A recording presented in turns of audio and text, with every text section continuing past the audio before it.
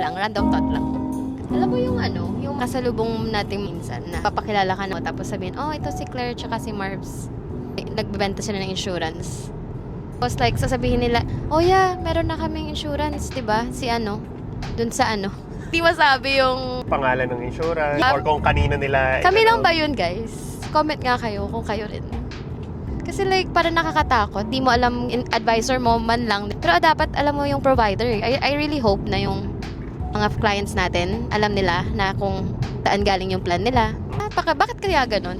Naiisip ko lang din, like, let's say, kung hindi mo alam kung saan galing and then kung anong pangalan ng mismong advisor mo, ganyan mo, it's either nakalimutan nila, like they really have bad memory, which is wag naman sana, or hindi pa nga sila kumuha ng insurance. Kasi kung hindi mo alam yung dalawang yun, alam mo ba kung magkano coverage mo? Alam mo ba kung Like magkano binabayaran mo per month or quarter, per year? Alam mo ba kung hanggang kailan ka kailangan mag-contribute sa insurance mo?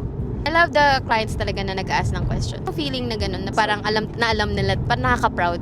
Kasi alam ko may clients tayong ganun talaga yun.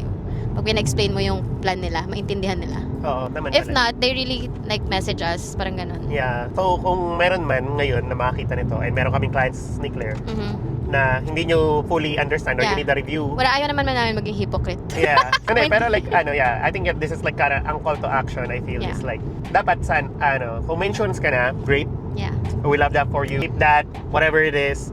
And then, sana alam mo yung kung sino agent mo, in case something happened, di ba? Or may you need to change something. Akala ng iba, set it and forget it yung life insurance. I mean, it can be, depende sa use.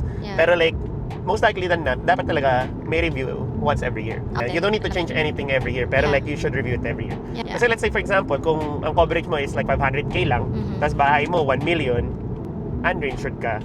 Which is, kailangan mo ng dagdagan. Kung kailangan mo dagdag insurance mo, andito lang kami ni Claire.